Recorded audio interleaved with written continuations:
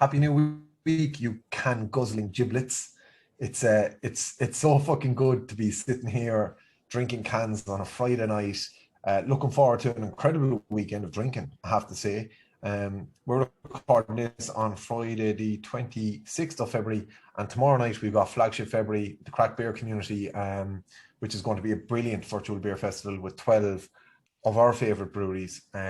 So it's going to be a great weekend, and what better way to start off our weekend, kick it off by recording a Snugcast ready for your ears. It's me, your host this week, DJ Walsh, joined as ever by my co-host Owen Tab. Owen, how are you getting on? Yeah, a weekend of drinking is right. I'm looking forward to it. We have the Flagship February drinking. You have rugby matches tomorrow. The Wild Aces are playing tomorrow night. We're going global, man, with our drinking. It's going to be a good weekend of it, and we're branching into beers of old, trying to find new ones today. So I'm looking forward to the chat as well. We've an amazing guest on, an absolute peach of a gentleman. So hold on, before you get into that bollocks, right? Yeah. I want to say something first. I want to say you mentioned the rugby there. Shout out to Ben Park, listener of Snugcast, who kindly sent us a gift. I don't know, did you touch on this last week on? I can't remember, to be honest. I did briefly, but shout out to him again, though. But just shout out to him again. Like, sent us I think is it 57, the headline, are doing the Six beer Nations box of beers, the beer box. So lovely, thoughtful gift from one of our listeners. So shout out to Ben on this week's podcast again, 2 weeks in a row, because I'm on a few. I'm on a few of them tonight, I think. Very good, yeah. Actually, I cracked open the Flagship February there because I don't think I can drink 12 cans in 4 hours tomorrow night. No. So I'm going to tip into a few anyway. I love the way that actually Brian sent out an email, and part of the email was, "Can I drink some of my cans now?" "Yes, of course you can." was part of the email, like the welcome to the Flagship February event. So looking forward to that tomorrow night. And I want to give 3 quick shout outs before we get talking to our guest tonight. I want to give a shout out to 2 other podcasts, actually. The Angry Bartender podcast had a brilliant interview with Marie Mellett of Mellett's Emporium, who was kind enough to give some time to this podcast there last year at some stage. So have a listen to that. It's a really good conversation, about 40 minutes long, so ideal for a podcast.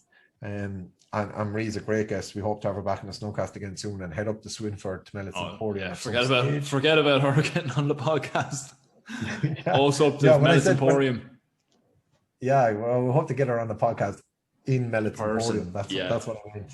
And also well worth checking out is the Irish Beer Snob podcast with White Street Brewing, a brewery that's been their house is actually part of the Flagship February box for the Crack Beer Festival tomorrow for Flagship February.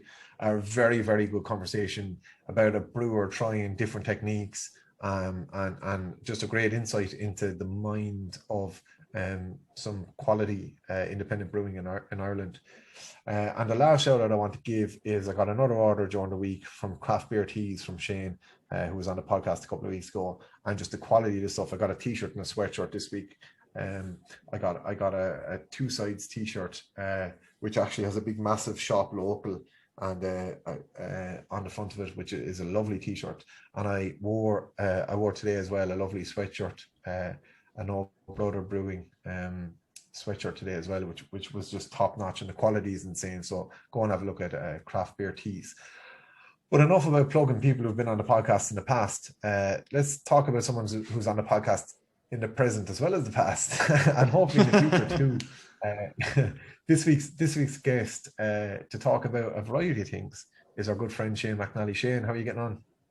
I've never been built up so much. Like, you kind of almost introduced me, and then we paused, and I know, but that's rightly so. I'm on my hat trick this evening, haven't I? So third time lucky and all that. But yeah, no, I'm in good form. I discovered that I'm going to the Crack Beer community thing tomorrow as well, when the email landed in my inbox, because myself and you, DJ, were having a few beers late at night, and I'd completely forgotten that I signed up for this. So that was a great surprise. Yeah, we're going to that. But thankfully, I have my lovely wife to help me with the 12 beers, because I reckon I wouldn't last. And in fairness, in our defense, she was there when I convinced you to buy them. Oh, she'd forgotten as well. Well, yeah, but she was there, so she can't vouch it in when you bought the box of beer. No, it was a great surprise for all of us. Did you order this? I don't know. Absolutely. Now, before we crack on to the first segment of the podcast tonight, I want to ask you guys, Shane, I'll stick with you first. What was your highlight of the week? Jesus, that's put me on the spot here. What was my highlight of the week? Well, I'm stuck at home all the time, so really, it's a really tough question, DJ.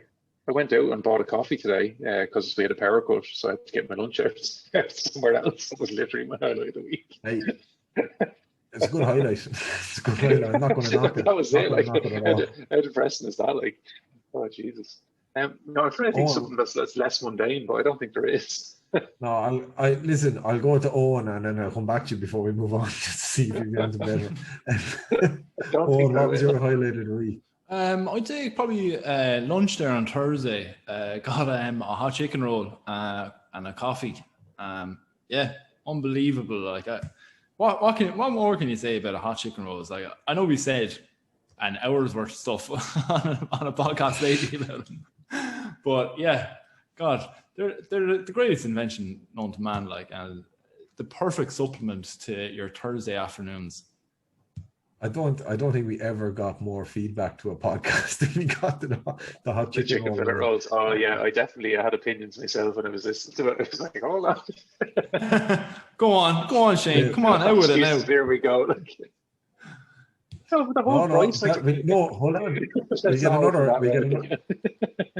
We get another episode out of that. Don't worry. At least we'll revisit that. Well, I was going to say, like, yeah, you're talking about mundane shit. I actually asked highlight of the week because I was like, well, I actually feel like I did nothing all week. Like, I've been so busy, but have actually done nothing. But what happened to me during the week was I was walking and a chewing gum fell out of my mouth. This is kind of disgusting, but it was really cool. And I managed to like solo kick it up in the air and catch it in my mouth again without breaking a stride. Like that needs a replay, you know. That needs. I wish like we had like an invention where like you were able to just like press a button and like the last 30 seconds of your life, you know, was, you know, there was a recording of it, like, you know, just been like, oh, just so that, you know, the last time we were on, we were talking about viral videos. Like that's how you capture the connection. Yeah. No, what I'd love for a situation like that though. You'd love if. You know, that kind of like amateur footage, so like someone is just randomly like with a shaky camera, like, brilliant, yeah. and it's all in slow-mo. Or you know your man that slipped on the ice in the background of the news. Imagine if it was just in the background of the news and it happened. That would be so good, like, yeah. But yeah, it did happen, and it was. It always gets me though. Like, you what? I was just saying it was glorious. That's all. Yeah, that's like, you know, maybe someone saw it and they're talking about it now. It's like, this man, you'd never guess what he did. But what gets me about the man who slipped on the ice, so like, Ireland is so fucking small. Surely somebody at this stage knows who it is. Oh no, they do, yeah. They have to know. Like, how is that like best kept secret now in the history of the state? Has to be. Yeah, but what it is like, no, his old lad caught him doing it. No one knew about the cut him, and is just too embarrassed to tell anyone in the pub that was his young lad. That's what happened. That's why it's the best kept secret. Yeah.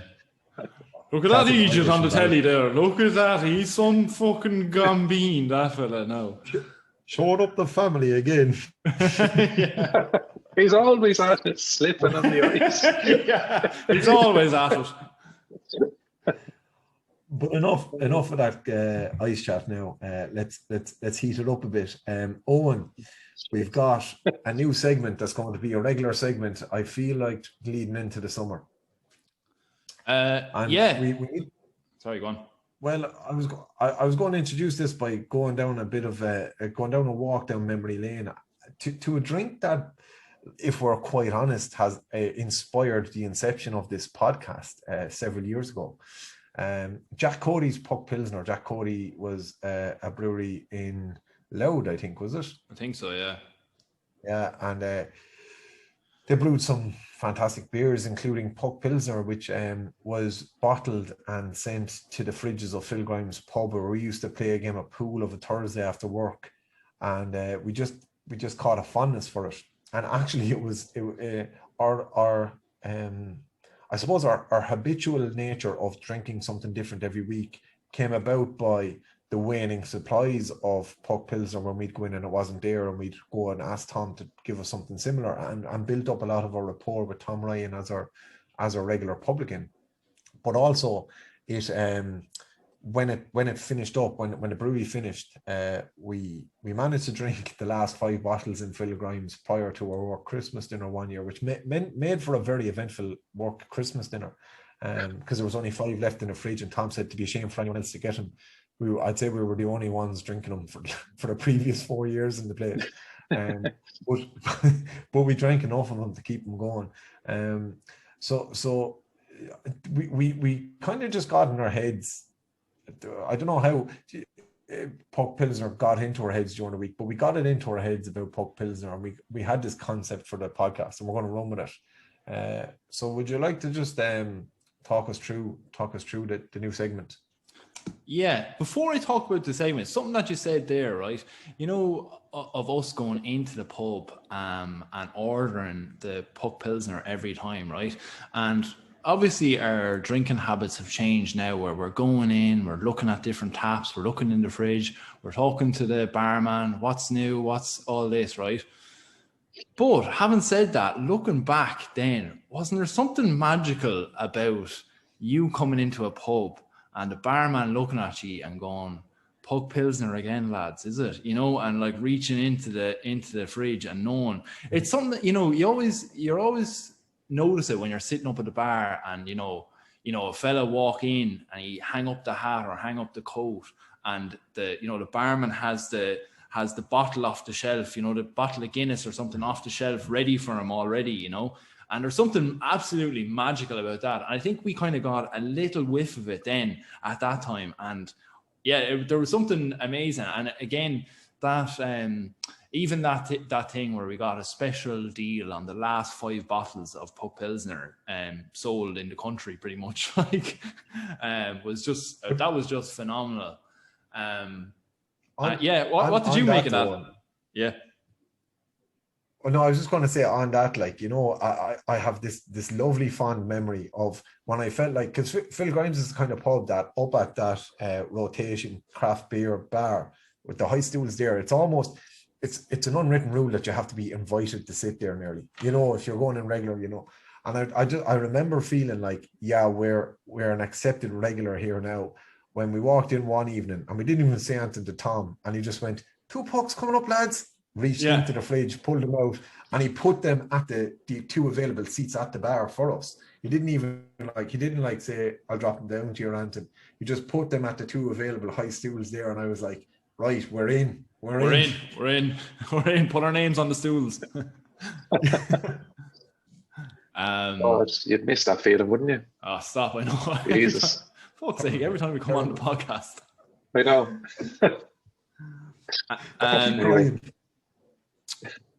But yeah, I suppose during the week then, I was kind of saying that up until this week, like the fridge at home would be kind of full of stouts and porters and stuff like that. And that this week, the weather has kind of changed a bit, and there's a bit of brightness. The mornings are brighter, the evenings are a bit brighter, and my fridge has just magically changed to being IPAs and Pilsners overnight. Like, I don't know, like I don't know who's been putting them. It's like some sort of like drunken elves or something coming along and changing the fridge layout. But yeah, it's getting into that season now, and again, that nostalgia factor for Puck Pilsner came into our heads, and we said, let's try and find the replacement for the long gone Puck Pilsners. So we're looking for a replacement Pilsner for us. The hunt for the Pilsner, like that's what we're looking for.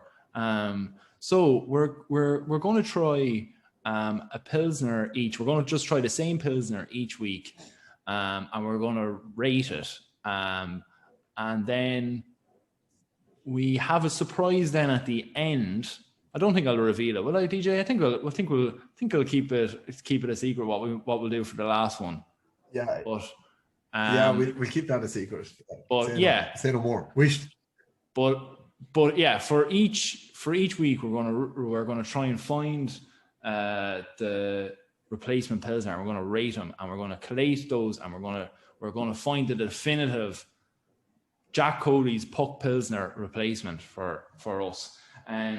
So on that note, this week the two of us are drinking 8 Degrees Bohemian Pilsner, which is a 4%er, nice and sessionable. So first of all, what did you just think of it, DJ? Just in general. I drank. Well, I think like Pilsner's lagers, like they're your kind of beer for all occasion. They're not like, you go for the juicy IPA in a certain situation, you go for your Imperial Stout and another, like to go from two different ends of the spectrum. Our Saison is very particular.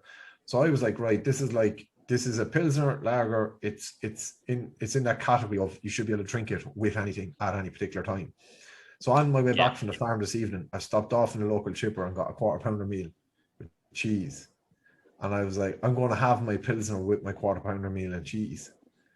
And it was a treat. It was an absolute treat. You know, that Friday at the end of the working week, you've fucking slogged and sweated all week, and you're going to give yourself a dirty meal, a dirty, salty, vinegary bag of chips. Faster than meal of you. You're going to just suck the grace down. And I wanted to wash it down with a lovely Pilsner, and it hit all the right notes. For me, it was just a lovely setting to drink it in. I got to get a few glares off my work wife. That's me.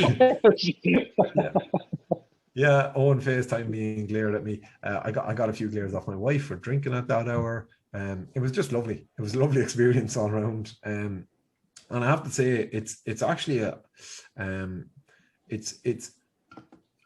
I do think there's a lovely bitter maltiness to it that, like, fuck it. You go for, like I even said to you today, I'm actually really in the mood for like a juicy pale ale, or, I just have that fucking jig in my soul at the moment. Yeah, the sun is out and it's freezing outside, but I still want to feel like it's summer. But actually this omni-seasonal Pilsner lager was just a top notch. I really enjoyed drinking it. And now, is it a Puck Pilsner? We'll get to that in a minute. But yeah, I love the kind of bitter malt and almost like a little spiciness. It almost made the bag of salt and vinegary chips a little bit spice baggy, which I quite enjoyed. Shane, what do you reckon about Pilsners? Do you like them? Are you a fan of them?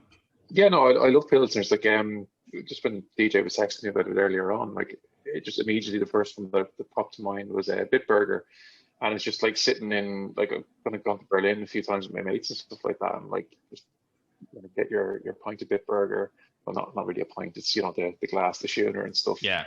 And it's like that, like you're saying, the sun is touching squills in the cloak, like, but it's just that taste of, like, you're away on that kind of European city holiday, you're feeling sophisticated, but actually you're just getting, like, absolutely well with your mates, yeah. But, like, no, it is that, like DJ describes, like, it's that really, like, pure kind of maltiness, but then that really crisp bitter finish, like, and that's why a really good Pilsner is, like, exactly what you want on a summer's day or whatever. And it's quite a unique style of beer. Like, it's great to see, I suppose, Irish breweries kind of, like, increasingly coming out with these sort of types of beer, because I think Pilsners, or even just lagers in general, are actually quite difficult to brew in the sense that to get them right.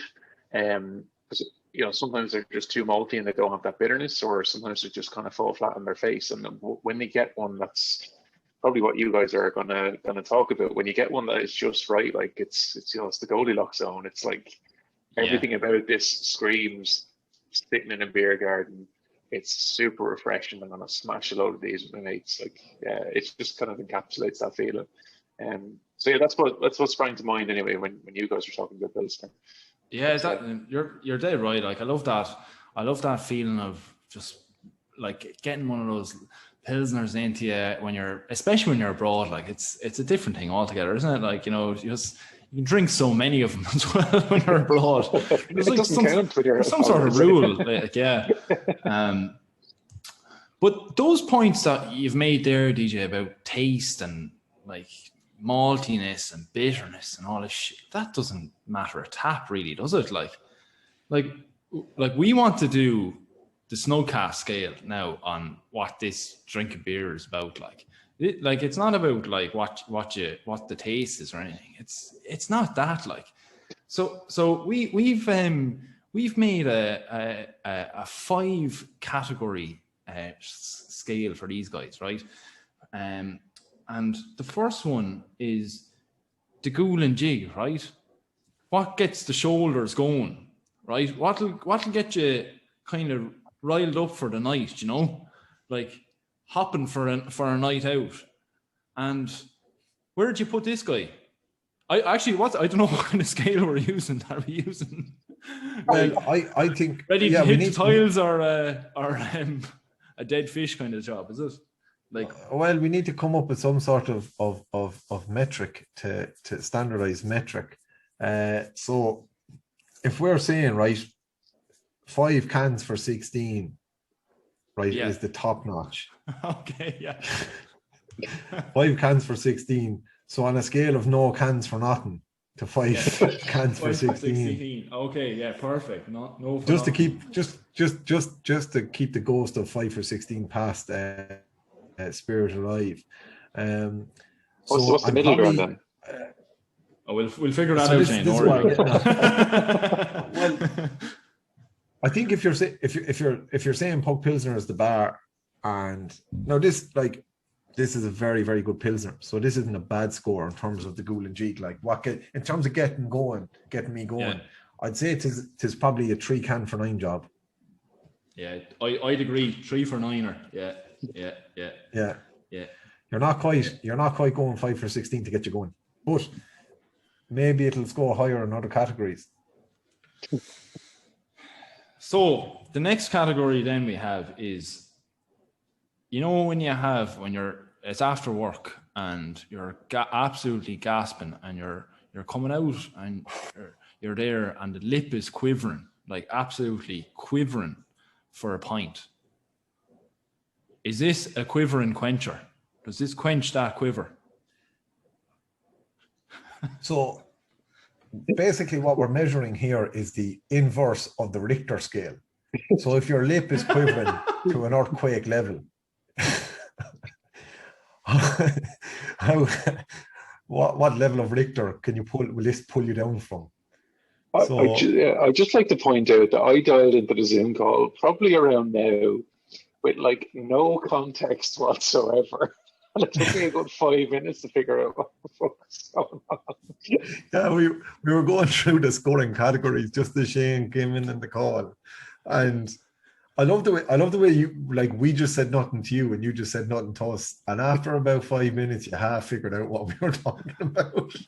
It also shows the amount of preparation we do as well, where we're figuring it out like seconds before we go live.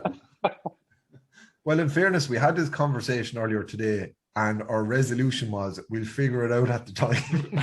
But I think this is probably, like, I'm not sure what the Richter scale even is, but I'm going to say on the inverse Richter scale, this scores a 4.8.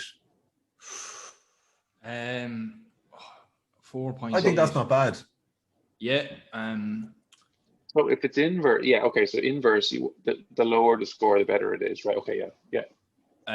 Well, no, what I'm saying is, like, basically, if the quiver, you want less of a quiver. It would Yeah, so no, what it would do is it would cure a quiver that would register 4.8 on the quiver Richter scale. Oh, Jesus. Okay, the QRS.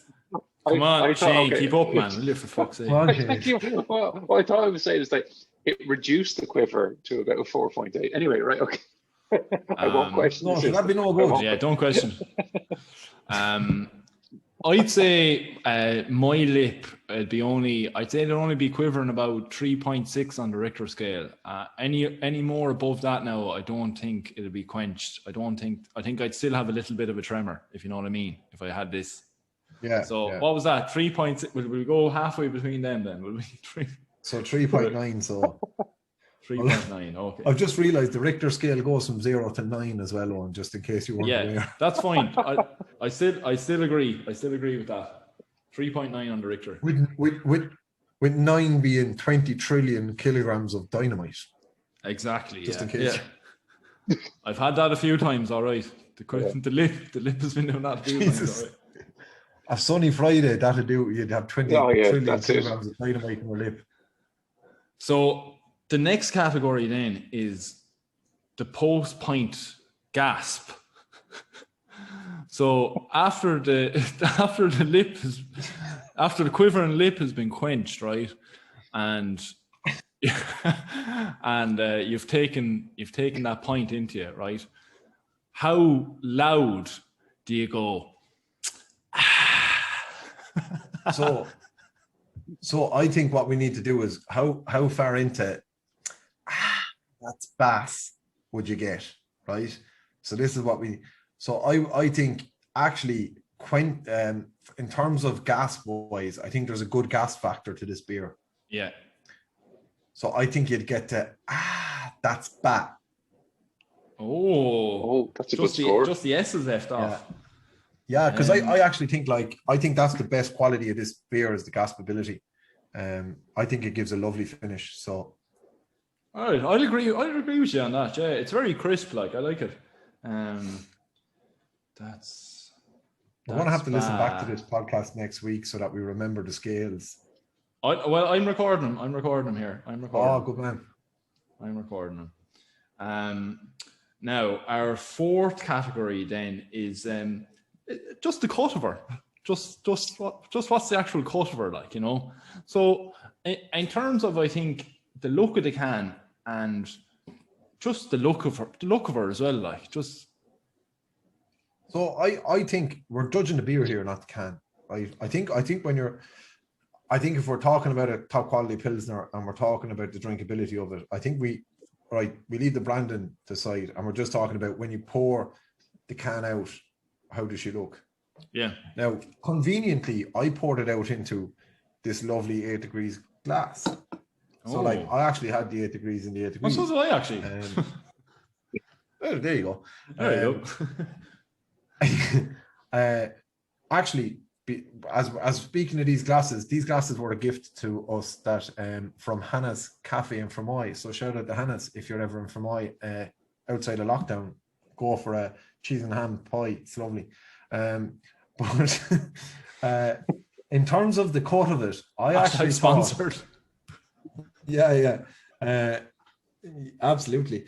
I actually thought that there was a great cut of this beer's jib. I thought it looked great in the glass, and I was actually very impressed by how she looked.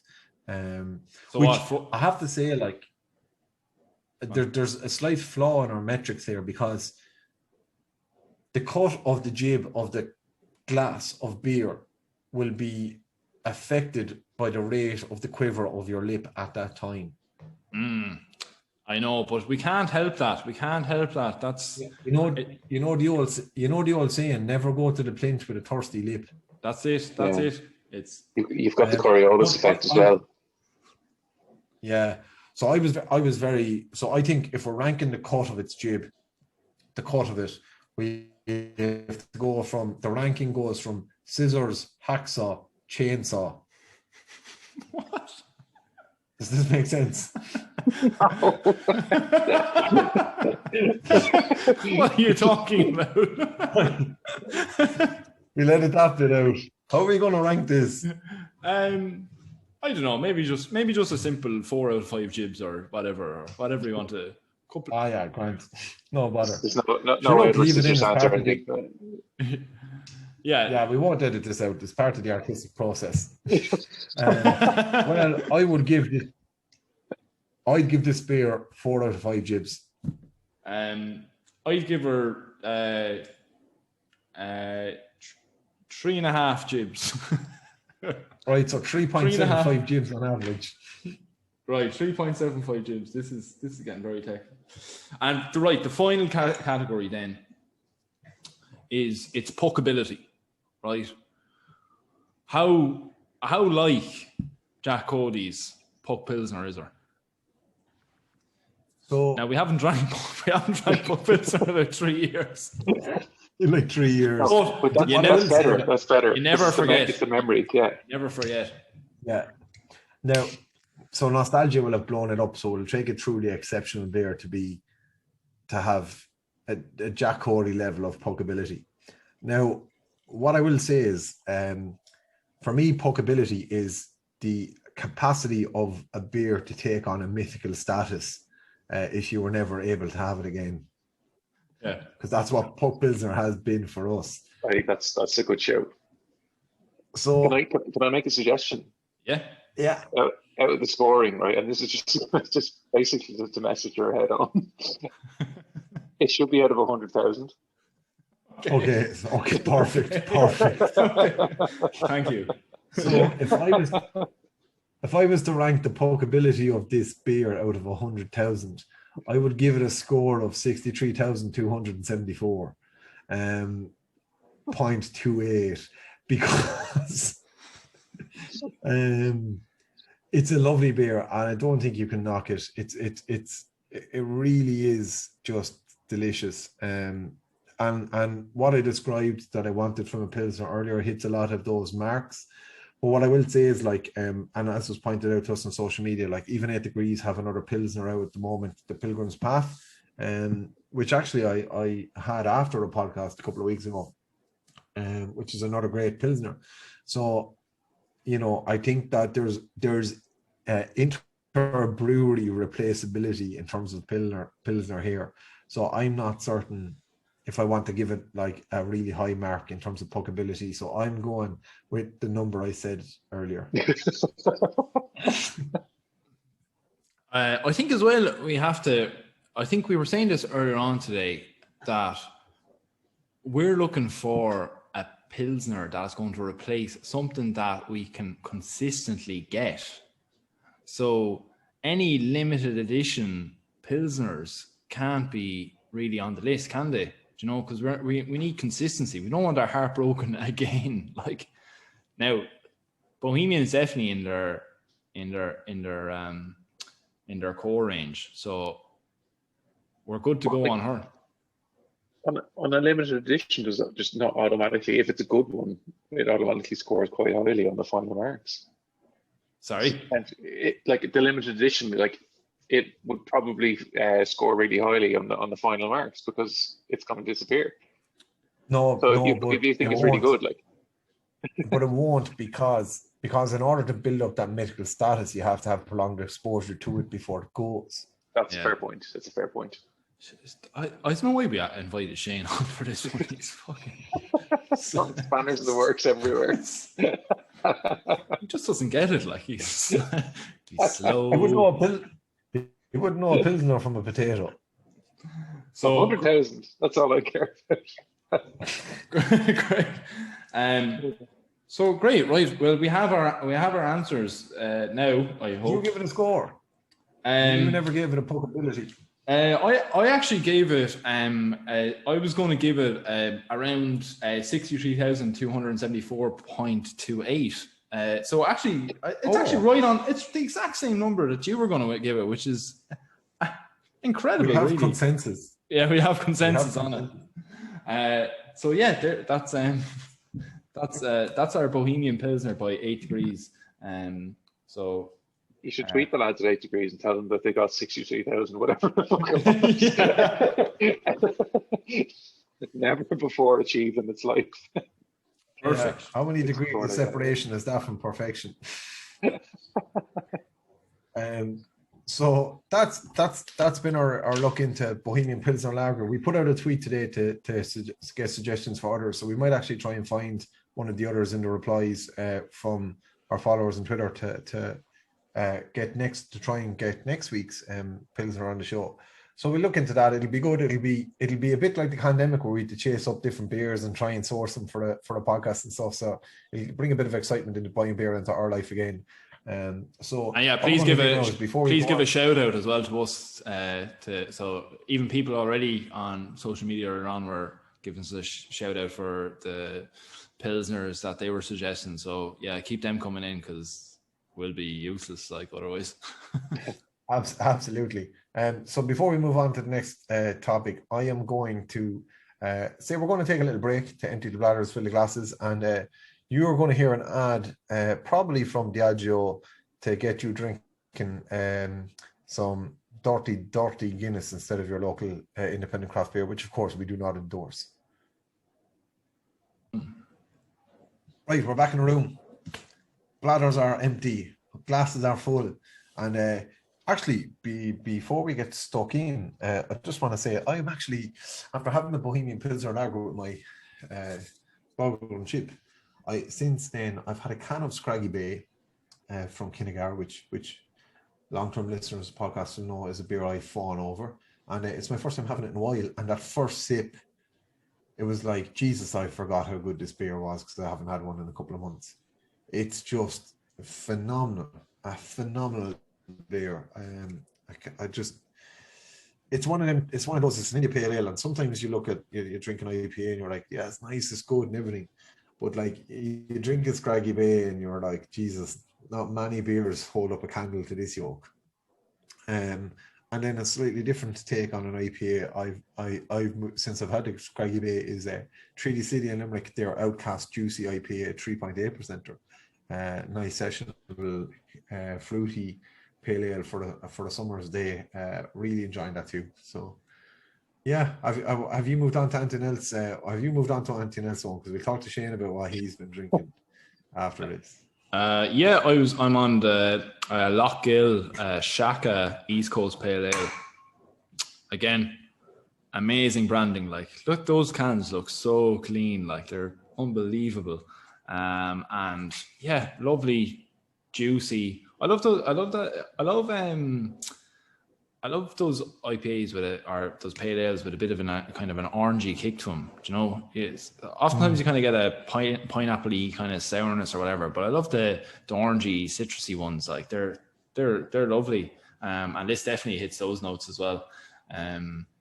So, cheers to the boys in Lochgill, eh? Actually, we were saying there on the break, Shane, you missed it, but we were saying that Real Deal Brewery in Mayo has brought out new branding of their cans, and they're absolutely phenomenal looking. Like, it's so good. Brilliant. Like, I'm so impressed. Yeah. Like, and like, definitely like you need to stand out with like the quality of the marketing that's going on of cans in Ireland at the moment, like, and that definitely hits a note, like, and it like it's quite modern looking, but like it also like hits on that kind of their old kind of fashion look as well, which is really nice. Like, I really like it.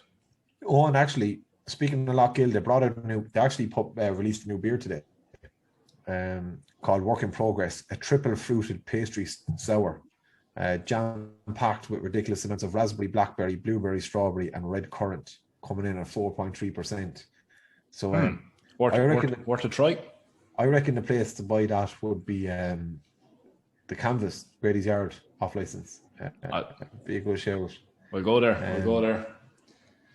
But enough about the beers we don't have today, and enough about breweries that are brewing beer well.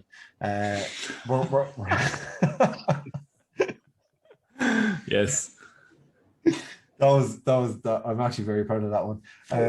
So what we're going to try and do, as well as our Pilsner Prowl, to find the next great Pilsner of Irish in Irish breweries over the next few months, is we're going to talk to various people who have home brewed at various points. And Shane, when we say various points for you, that's being very generous, isn't it? Like you've quite sporadically homebrewed. Yeah, and like if you're doing like a join the dots, like there's a few dots, and then there's a dot that's like the moon.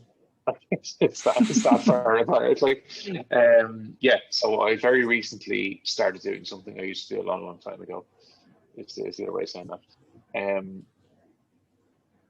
Yeah, so I took a notion, like as most people did kind of last year, that like, oh, maybe I'll get back into an old hobby. Maybe I'll start brewing again. Surely it's like riding a bike.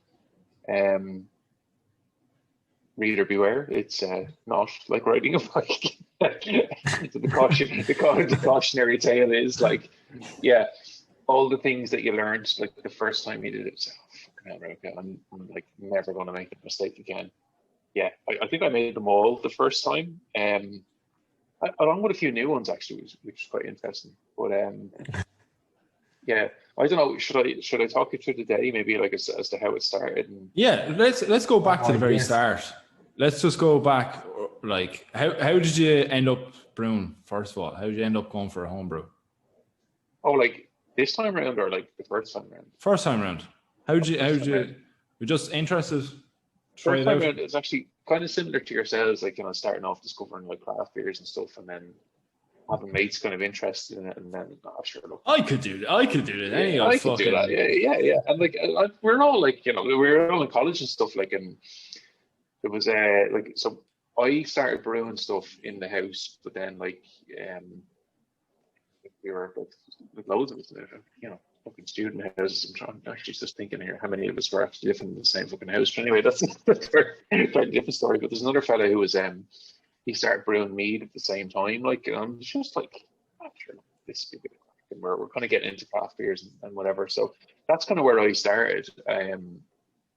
Around the same time, like yourselves, that I discovered beers can actually taste different than the 3 or 4 kind of macro brews that are out there. And like I went from a basic, like the usual kits that you get, as in like it's an all-in-one kind of thing, and you don't have to do much to it. It's just like it brews like a standard beer in inverted commas.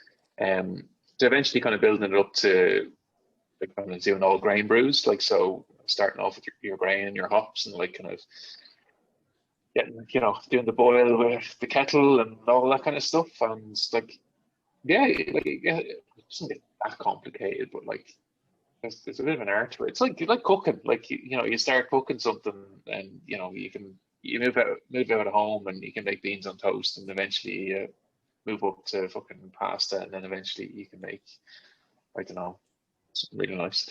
And is it more like cooking, or is it more like baking? Like, so baking is always like an exact science, like exact quantities going in, and you need to get that, or otherwise it'll completely fuck it up. Whereas like like cooking, you're kind of like, I'll throw in like 2 or 3 cloves of garlic, bit of chili, bit of ginger. You taste it, add again for but what's it more akin to?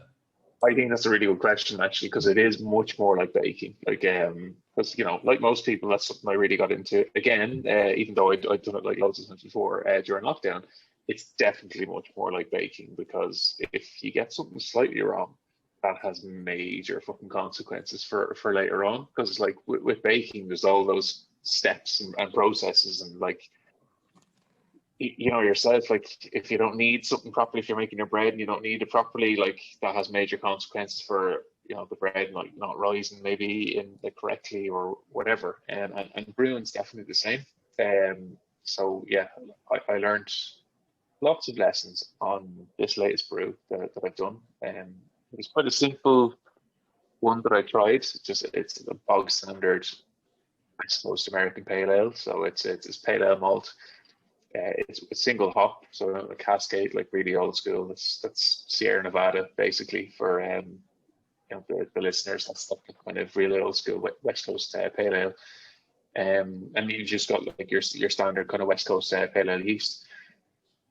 So well, let's bring it back a bit, right? So for this brew here now, right? What have you bought? What's your kit? Right, okay. No, so this is where I got ridiculous. Yeah. So okay. I bought a kit which is called the Grainfather. Great so name. Absolutely great name. Any of the homebrew nerds who are listening will absolutely know what that is. It's kind of like the brand to go to. So like if you were talking guitars, it's like it's the Gibson of electric guitars kind of thing. Or I think of other brands, like it's the Durex of condoms, is it? Yeah, it's the Durex of condoms. There you go. I'm glad we've got someone here to make it relatable. Like we know our audience. So yeah, no, I kind of just said, Ash, look, I'm gonna get back into this, and so I may as well spend a bit of auction, enjoying myself. So the Grainfather is essentially like a miniaturized version of what you'll see in a brewery. So it's kind of an all-in-one kit that you can do everything from your mash and your sparge and your boil, and then all the in-between bits there, and then you've got like the same kind of partner fermentation kind of kit. And the fermenter literally looks like what you see in a brewery, but just completely miniaturized. So yeah, no, the kit looks absolutely amazing, and I had it all in front of me on the day. I was maybe intimidated by this because it was never this technical, but this looks really, really technical. And my wife, she's PhD in chemistry as well. I'm kind of looking at her going, what do I do? Bit of help here. Where do I start? I know, but so it was great. The brew day, and I forgot how fun it actually could be. Just pouring out the malt, to start off with, and it's like pouring a big bowl of cereal. To start, it's great. All the smell of it and everything, it's brilliant. And you start that off, but I made so many fucking rookie mistakes the first day. So my brew day, 4 o'clock in the afternoon, I decided that's when I'm gonna start. You know what? It can't take me that long. I remember doing this. It didn't take me that long. So anyone who's listening now who's a home brewer is literally just gonna be on that. Start at 4 o'clock in the afternoon to brew. So you can see what went wrong here straight away. So we started off 4 o'clock and started doing the whole kind of mash and sparge and stuff, and I was kind of you get an app with the Grainfather and everything. It times everything for you, which is brilliant. And so you're kind of tracking it and stuff. This is great. And of course, 4 o'clock Saturday, I'm brewing. Of course, I'm going to start drinking. This is great. So doing all that, and I do the start bit, which is basically getting all the kind of sugars and stuff out of the grain. I think must be 3 hours later. Oh, I have to do the boil part. So I'm drinking for 3 hours at this point. I haven't time in my life. I have to do the boil part, which is basically this is the complicated bit where you start putting in your hops and kind of making sure that you get all the timings right, and it, I suppose not just the timings right, but you have to do really quickly start cooling things afterwards, to kind of get it ready for fermentation and all that kind of thing. So I was well on this point, and by the time the boil had started to finish, it must have been about 10, half 10, something like that. But at this point, I didn't know what was going on because I'd had loads of beers at this point. Obviously, a bit detrimental to what you're trying to do. The utility room was full of steam. I've never seen something boil like this. This is ridiculous. What's going on? I basically, what the moral of the story is, I wasn't used to a kit being fully set up to be as efficient as possible. So basically, I boiled off about 4 liters more than I should have. And the reason this becomes important is because if you boil that much off, there's much less left to ferment, but it's much more concentrated sugar. So you can probably see where this is going. Yeah. It's more alcoholic. So anyway, so lots of lessons learned. Boiled off a shitload of stuff. Had this really, really concentrated stuff that smelled fucking amazing. So you're bunging in all these hops and it's boiling. You can smell everything. It's absolutely brilliant. It's this is why I want to get back into this. It's great. It's like back to basics with kind of beers and stuff. And like I'm not gonna lie, the utility room's like fucking steam room. Like it's just walking kind of. Where do you have it? Where did you have it? In the sitting room, is it? No. So in our kitchen, but then the utility room. So like that's kind of where I did the kind of boil thing or whatever. Okay. So because I thought a bit of steam or whatever, better put it out there. Like I mean, literally the place is like a fucking steam room. But you can imagine a steam room that smells like a brewery, like but like with this bang of hops. I mean, like just thinking of hops. So yeah, I was Mr. Popular obviously the next day when or like I was like, what the fuck? Like a side alley in Amsterdam. Yeah, no, that's exactly what it smelled like. Yeah. So anyway, like, I better turn this boil off like a bit sooner than I should. But yeah, no, I turn it off now. And I'm kind of looking into the thing going, there's a lot less in there than there should be, but I'm sure, look, it'll be grand. And at this point, like, I don't know, I've had like 6 or 7 beers and I'm just going to listen to the podcast while it's going on. So it's having the time of my life, but oh, wait, I have to actually cool this down now. And there's this contraption, like, I'll send you pictures. There's this contraption that comes on, it's just like, it's called a wort chiller. And you stick it on the top and it's all great. It's all pretty simple, but like it's not simple when you're 6 or 7 beers in and you've never used one of these things before. Well, you have, but it's like 7 years ago. So yeah, it took me like I think another 4 hours to get it down to the temperature that it needed to be able to go into the fermenter. Like so, yeah, it was a good 10-hour brew. So were you up for those 10 hours then? Oh yeah, like fucking like 2:30 in the morning. I was trying to like, Jesus, but like like this when I close. Yeah. But anyway, so what turned out at the end actually was actually a pretty decent beer because from all my messing and mistakes, essentially all I did was boil off a little bit too much water, which is kind of concentrated a little bit too much. But yeah, it made a pretty decent IPA. It's just not finished fermenting just yet. So how long does that process take then? What, fermentation? Yeah. Right. So I put it in the fermenter, and that process takes technically 10 days, but you're better off waiting for about 14 days. But then you bottle it, and that's when you do your secondary fermentation. And again, that can take 2 to 3 weeks. So we're like a week in now, and yeah, it's like just started carbonating. So I've quite a flat beer here beside me.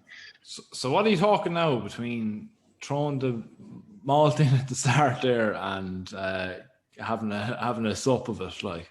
So I'm having a sup of it now 5 weeks later. 5 weeks later. That's so 4 weeks later. 4 weeks later. You'd be better off going down to the pub, I'd say. Oh yeah. That's 20 trillion kilos of dynamite of a lip if ever I saw one. Yeah. So that's nearly fucking Lent, isn't it? Like. Oh, it is, yeah. And so Shane, I suppose the thing there as well is you talked about like making the mistakes, but like understanding what the implications the mistakes had for the beer then. And are you kind of playing catch up then to make it a drinkable beer, or? So I didn't make any mistakes that were like fatal to the beer. Like, so look, or to you. And like, yeah, or to me. Yeah, I'm still here, thank God. I think so anyway. But like any brewer will tell you, the biggest and the most fatal mistake you can make is hygiene. So, if you're using kind of dirty materials or whatever, that's the mistake you make, because that's where the taint gets in, and like that's something you can't reverse. For me, I realized that I've let this go on a bit too long. But the worst that's going to happen to me is that I'm going to have a higher ABV beer. Like it's not a fucking disaster. Like, it's stuff like kind of just leaving stuff hanging around, and or not cleaning materials kind of correctly. They're the only mistakes you need to be fearful of. And the rest of it is just a living product, and like there'll always be a little bit of variation or whatever. So just kind of live with that and roll with the punches, so to speak. That's do you mind me asking, Shane? Roughly, in terms of cost-wise, right? How much would it roughly cost you, kit included, then to brew that beer, and how much? What I suppose, what volume are you getting for that then? Right. So you could do this. So we would go cheapest end first. Yeah. Well, like you could literally do this like for 200 quid all in, like to get yourself everything that you absolutely need. Like, so that's kind of like kettle, fermenter, and that'll be like a plastic fermenter, enough bottles to get you going for the start. And that would include then as well buying some grain, your hops, your yeast, and all that kind of thing. So you could do that for 200 quid. Now, I went the other end of the spectrum and spent stupid money on a kit. So we won't divulge that, but you can like get you can get but that's like if you really want to get into it, it's a worthwhile investment, because like you know the kit that I bought, like they've got like 5-year warranties on them and stuff, like, and it's all like you've got fucking digital kind of readouts that like connect to Bluetooth on your phone and stuff. So that's like that's the other end of the scale. But like, yeah, if someone who just wants to start off, like 200 quid will get you absolutely everything you need, and that includes like kettles and fermenters and stuff that'll last you for as long as you want. So it's not inaccessible. Then the other part of your question is like, how much does that give you? So the one I did was a 19-liter brew, but I boiled off too much, so I ended up with like 16 liters or so. Class. That's really cool though. But like once you do the outlay, go ahead. I was going to say that's about 30 pints, like, for 200 quid. That's not bad. No, there's like a shit load of these ready to go, like, so we'll see. And that's only initial 200 quid, DJ. Do you know what I mean? That's but that's what I'm saying. It's cheaper, cheaper as you go along. Then, like, well, that's it. Like, so if you're buying like your grain, like a couple of kilos of grain, like is or geez, 5 kilos of grain, it's like 7 or 8 quid. Like, you know, that's all you need for a batch that size, and then, you know, 5 or 6 euros worth of hops, you're good to go. Like, Jesus, it's not that bad, like, really. And you were saying, does that Grainfather app that kind of led you along in terms of timings and stuff like that? Was it? Mm-hmm. And if you were going the cheap route, then do you have any resources that you could go down to be kind of a tick brewer, like? Oh, there's absolutely, like, there's so many like forums and stuff for home brewing. Like, just I wouldn't even know where to start. But like, Reddit and fucking YouTube. Oh, like, yeah, exactly. Like, even just like there's YouTube videos, as in like there's a plethora of them, like where you can just like they'll step 1 all the way till step 10, like, you know, depending on how much time you have in your hands. There's so many resources out there. Like, cause I remember when we were doing it back in college, like it was fuck all really on the internet. It was like, you know, you get your little instruction pack or something, that'd be it. Like, and there might be a couple of people on the internet saying, "Oh, my homebrew fucked up, please help." Like on boards.ie or something like. But nowadays there's just the wealth of information out there. Yeah, because actually, I think I might have told a story before on a podcast, but I remember Dad telling me a story of he was brewing beer at home in the press of the front bedroom, and they were asleep one night, like, and next minute all they heard was like, and the whole kit exploded inside in the press, and Mom fucked the kit out and nearly fucked Dad out the door as well after it, like. So I suppose what would be your top tips if someone was kind of starting off this brewing process? What would you say, like, any mistakes to avoid, or any just general tips? Oh, okay. Look, the one tip is make sure everything's clean and then check it again, because any major problems come from that. Like, Really? so something that's not clean. Yeah. That's the one tip. After that, it's like just have fun. Like, going back to what you were saying, on it's baking basically. So, you're baking something, you're brewing something. Like, it's you just have a bit of fun with it, but like just absolutely double, triple check everything is clean, and then you can be confident that, like, okay, if there's a little mistake here, it might be an interesting mistake, or but it's not going to be something major. It's not going to be waste. Like, I've tipping 20 liters of beer down the drain or whatever. Yeah. What you're saying is you don't want the roast beef juice from yesterday getting into your tiramisu. Exactly what I'm saying, DJ. It might seem like a good like idea, but it's not. And you've had a taste of your stuff there tonight. What's it tasting like? You know what? Right, and I know it's going to sound mad, and you think about to me it's Trouble Brewing, but it actually tastes a little bit like the Vietnam. From Trouble Brewing. Yeah. She's punchy, so. Oh, it is. Yeah, no, it is. But it's definitely like, I'm just smelling it here. Like, it's nice and malty, and that actually, this is something I didn't say. Another mistake, but down to what I was alluding to when I was cooling the wort down. But I threw the yeast in at about 23 degrees, and that was a bit too warm. Not warm enough to kill the yeast or anything like that. But when you warm ferment something, when you warm ferment something, or when you ferment something a little bit too hot, you get extra what are called esters, and you'll recognize this from the smell of ice beer. It can kind of smell like a bit like banana. Yeah.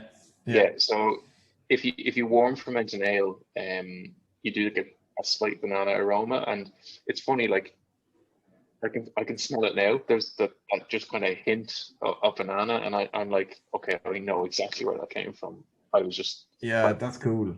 Yeah, and it is really, really cool because like you're kind of learning about beer as you go along, but then like you can apply that to kind of maybe beers you're buying and tasting and stuff. It's it's really interesting. Wow, DJ, what you reckon, man? Are we going to give it a lash? Yeah, possibly so. I mean, don't White Gypsy have a lovely beer with a kind of a banana aroma. I can't remember which White Gypsy beer it is, but one of theirs has a lovely kind of that banana that you described, Shane. It's very prominent in it, so that's quite interesting to kind of hear where that comes from. Yeah, it's definitely something I'd be interested in having a crack off. One of that, that kind of way, like if Shane can do it, I can do it.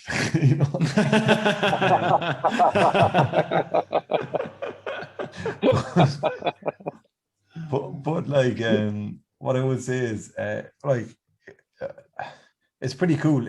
I have to say, like we're on a Zoom call now, and like I have the two of you guys, and I'm in one corner there. And when you're smelling the glass there, Shane, and I can just see you put it up to your nose, I'm almost fucking reaching out to try and get a whiff of it myself, just talking to you.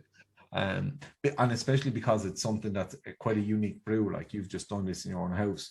So it's not like I can say, oh, I'll get a taste of that at some stage, or I'll it's that kind of thing where I'm like, Jesus, like that's so unique. I would absolutely love to just have a smell and a taste of it, and I see you doing it there. A bit of jealousy there, and in the uniqueness, like because any of the beers we're drinking tonight, like any of us can go to an off license and buy a can of any of them. But I think that's the cool thing about it. I think the task for Shane is to brew a Pilsner, and it could be our next day. Right. I tell you what, right? Depending how long the lockdown goes on, but I might be brave enough to try to do a Pilsner during the summer if I get a few more brews in between now and then. Yes. So there you go. Right. Actually, no. Okay. Let's give me a little bit more time. Right before the end of this year, I'll do a Pilsner for the podcast. There we go. Perfect. Okay. I'll make a similar commitment. I have a Euro Millions ticket, and the jackpot tonight is 210 million. So if I win, I'm going to buy the recipe off Jack Cody, and I'm going to set up a co-op brewery and get Shane to run it as the head brewer. Amazing. No pressure, Shane. You have to recreate the best beer on the planet.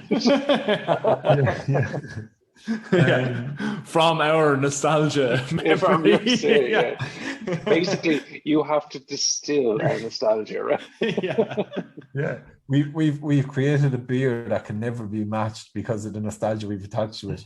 And your job is to match it.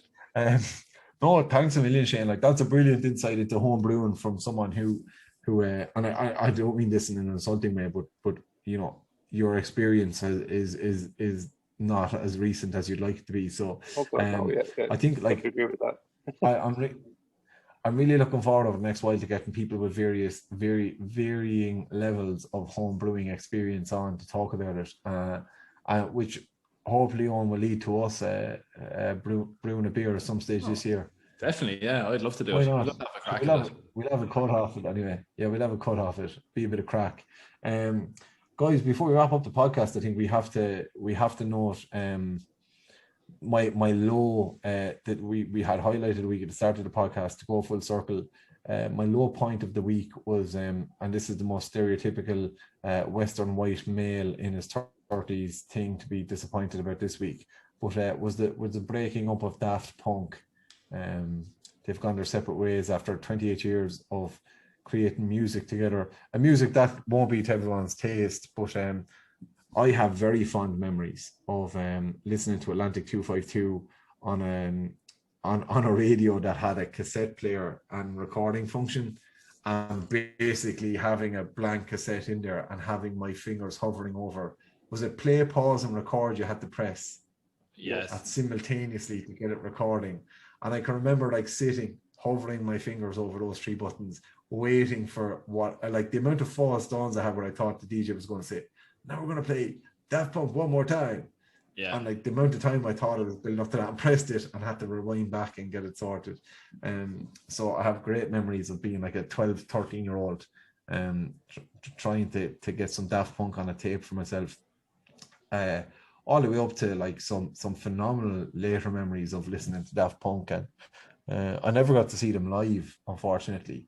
But Owen, we have a great story about Daft as Punk, the greatest tribute band in the history of tribute bands. Seeing them at 3 a.m. In Oxfam tent at Electric Picnic was definitely, it was the highlight of that weekend. Like, we had it lined up as well. We knew it was going to be absolutely fantastic, and those guys just absolutely smashed it. And I definitely would go to another gig as them. I must look back up actually when all this shite comes to an end. Daft as Punk, they're fantastic. But yeah, DJ, I've kind of a similar memory, probably a little bit later on, or maybe around 2001. Was that when Discovery, that album, was out? But again, using like LimeWire or Kazaa, one of those boys to illegally download like a harder, better, faster, stronger, and like just listen to it like over and over again, like just on repeat, like just quality time. Like, you never sit down and like properly listen to albums and songs like that repeatedly nowadays, like, and very, very fun memory at that time. And then years later, discovering that there's a whole fucking animated series, like, to accompany that album as well. You're like, mind fucking blown.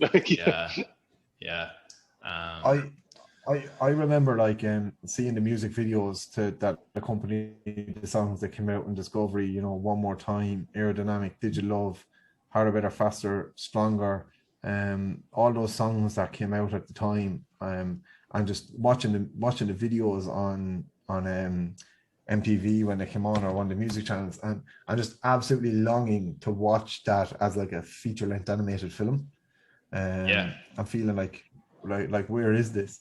But even like Homework, which is like really, really raw, and it includes the one of Neil's favorite songs around the world, which I believe they created because somebody bet them that they couldn't make an entire song that would be successful with 3 words or less in it. I love I'm pretty it. certain that's a genuine story. And it's like there's stories as well of them, like the song like Robot Rock, that they just like wanted to create a song that everyone would hate, and then like people were just like, oh no, this is actually probably the best song off their album. Yeah. And then of course you've got the Tron Legacy stuff as well, which actually was really made for it. And what I find is a bit mad is Random Access Memories is 8 years ago. It doesn't feel like it's 8 years ago. No, it is not. No. Yeah, like it's 8 years since they really produced an album. But they've done a lot of collabs in the last couple of years, and oh man, I just fucking love Daft Punk. But you know what? There's plenty of music there. The fact that they're not going to be bringing out any new music, like they've left plenty of music for us to enjoy anyway. Yeah. Exactly. Yeah. What band splitting up or finishing has hit you the hardest? Oh, that's a good question. That is a good question. I actually don't know, but I do have a funny story from someone I heard today. One Waterford fella I heard there today. He was I was walking down the corridor in work, and I overheard one of the staff members in work going, "Your boy, the White Album has to be the best fucking album of all time." And the other guy then was like, I suppose it is. It's a little bit before my time. Sure, it's before my time as well, boy. But Jesus, that was the Beatles were fucking class, boy. So yeah, probably the Beatles. Beatles would be wouldn't have hit me hard at the time because I wasn't born, but yeah. For me, I like Jesus. For you, it was the Beatles, like, or wasn't really. Who knows? No, it wasn't. But I'm like, do I want to divulge my emo tendencies? But like, I think it was My Chemical Romance for me. Oh. But they're back together now, except they're for back, we can't go see them. Yeah. Yeah, sure. Same with like a lot of bands like have kind of like, you know, even like Rage Against the Machine and stuff like would have broken up, and even Guns N' Roses are fully back together now, like, you know. So never say never for Daft Punk. Never say never, yeah. And I think it's amazing as well looking through like the discography of bands like Fleetwood Mac, and you see like, you know, at various points like Stevie Nicks wasn't there, or Lindsey Buckingham had fucked off, or like they had all like broken up with each other or something. So Peter Green's Fleetwood Mac like was completely like it's a different genre. So yeah. So I just wanted to touch on the fact that we love Daft Punk. Actually, for the Daft Punk thing as well, it's actually particularly hard for that because everyone was expecting a farewell tour if there ever was one. Like, they haven't gigged in like 8 years or so, like, you know. So I think that's what kind of makes it a bit tougher as well, that like you don't get that like farewell tour or whatever, you know, that people were expecting. Like, even last year I remember looking up just to see like, is there any inkling of a Daft Punk gig or something coming down the line, but nah. Just RIP. But they'll do a series of gigs in about 10 years, and the scramble for tickets from everyone our age is going to be mad. Which I look forward to. Actually, on a completely random note, there's a French TV video there's a video on YouTube from a French kind of talk show where Codeline do a cover of Digital Love by Daft Punk. And it's actually great. Now, your man Steve, what's his face, makes a balls of it at the start, but once he kind of settles himself, it's actually a very good cover of Digital Love and very different from the original. So that's worth checking out. It's been a pleasure this week, guys. You can find us on Facebook, Twitter, and Instagram at Snugcast and those. Please engage with the fan engagement, the listener engagement over the last few weeks have been brilliant on social media. Plenty of that. Please keep coming. Please send us your suggestions and tag us in your recommendations of Pilsners that we can try over the coming months. And you can, if you really like what you see and you like what you're listening to, you can subscribe to us on Patreon. We're www.patreon.com/Snugcast. If you have a couple of pounds that you want to send our way to improve our equipment, etc., you can send it our way. If you want to. If you don't want to enjoy the podcast, we don't care. We're happy enough having a few cans and talking shite anyway. But we appreciate it all on the list. Lads, parting words for listeners this week.